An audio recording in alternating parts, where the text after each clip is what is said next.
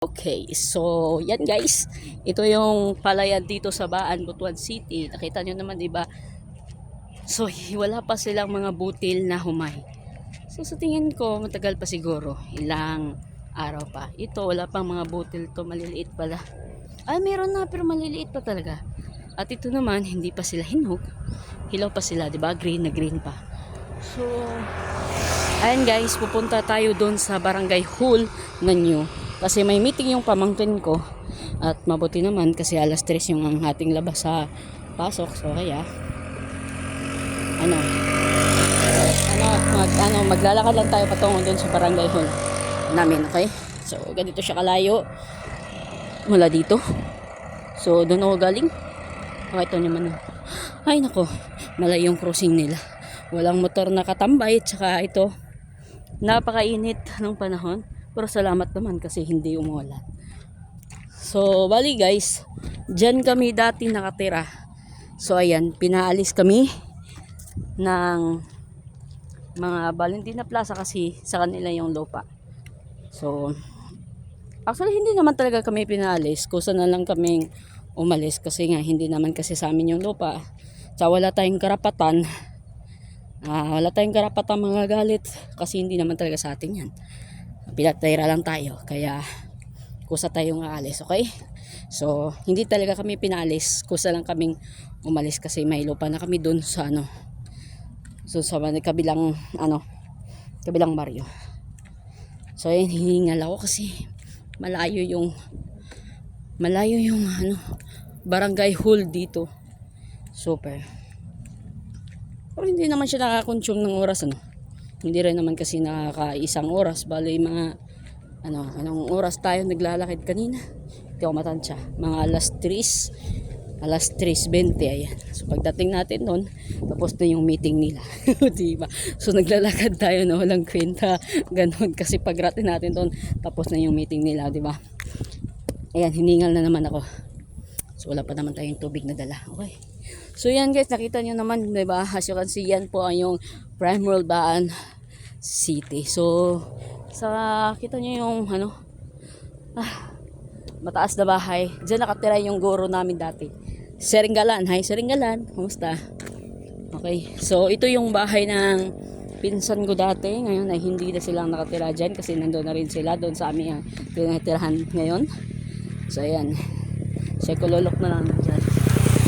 So ayan guys, malapit na tayo. So kunting tiis na lang, talagang malapit na tayo.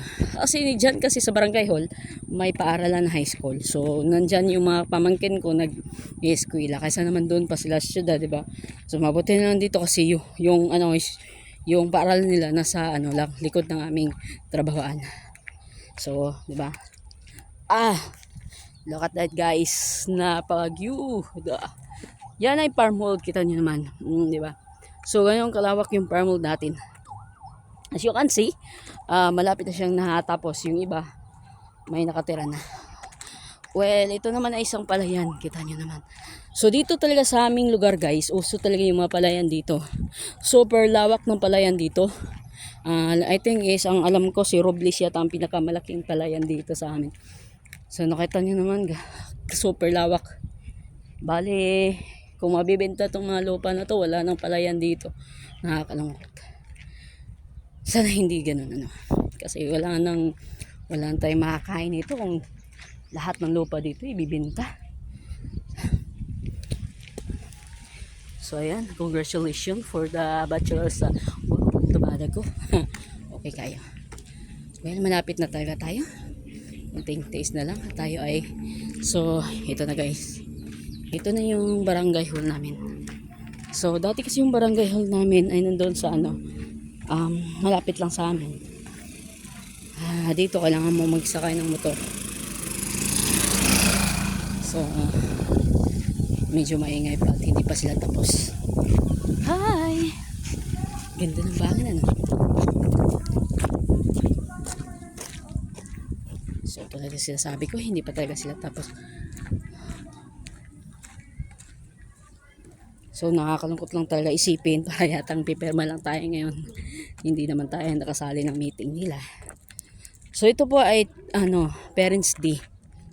So siguro sa elementary is ano to, TLA meeting, ganyan. High school ka, parents day. Parang hindi naman. Okay, so malapit na tayo guys. Ito yung barangay hall namin ngayon. So nakita nyo nga, diba? So okay siya. Mas maganda siya kaysa sa dati. May barangay baan camp travel ni sa sanctuary din tayo dito. Nakita nyo naman yan, diba? So ayan. Okay.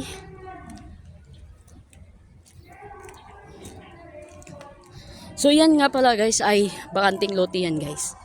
Nakita nyo naman guys, ito ay patungo na yan guys. Bali, patungo na to sa Masaw eh. Tsaka tiniwisan na rin to. Okay. Yan yung kantin nila. At ito naman, Barangay Reading Center. Diba? Kung may mga anak kayo na gustong magpa-reading, dyan, pumunta ka lang dyan. Okay. People's Reading Spot. Okay. So yan guys, barangay baan na tayo guys. Woo! Nandito na tayo. Daming tao dun. So ayan guys, tapos na sila. Okay, dito na ako kasi nandito na ako. Okay, bye bye.